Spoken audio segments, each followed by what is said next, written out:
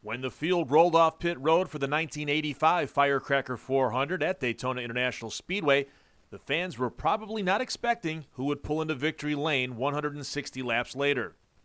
In one of the biggest upsets in NASCAR history, Greg Sachs was able to win the race driving an unsponsored research and development Chevrolet for the Dygaard Racing Team.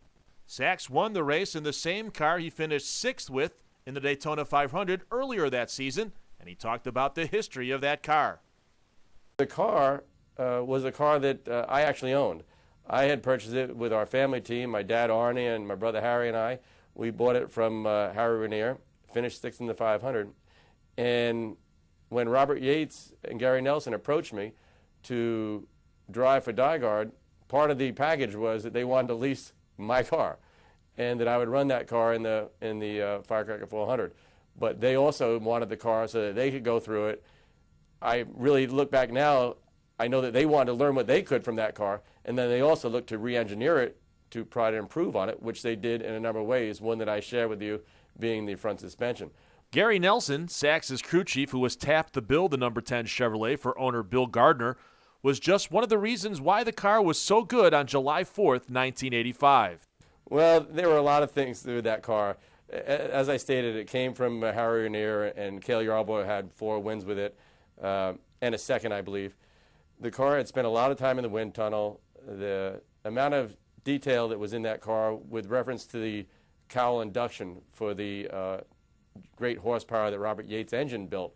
When I bought that car, Waddell Wilson told me, he says, Greg, he says, you just put the front valance at the 5-inch clearance and make the windshield angle at 31 degrees, and don't worry about where the back of the car is, because that will give you the best cowl pressure, and that will give you the best chance for speed in Daytona. There were a lot of other things too, though. Gary Nelson had done a lot of work with the front end. Gary and another gentleman, Paul Giltonen, who was a Ford engineer, they had worked a lot with the center link in the steering. Back then, everybody would just cut pieces off and weld them on, and they made that illegal.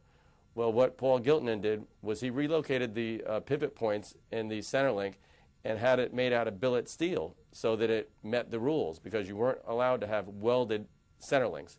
So we had a center link that wasn't a factory center link, but it did meet the rules because it was not a welded piece. It was a piece that was designed and then forged, made out of billet steel, which made it absolutely legal. And the key was to keep the scrub out of the front end and reduce the bump steer, which gave the car a lot of speed, also made the car fairly loose and a bit of a handful to drive.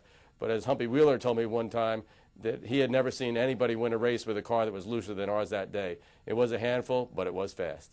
With a good car under him, Sachs was able to make up time on the track that he lost on pit road due to his makeshift pit crew team that came together in the 2-week time span of the Daytona race deal.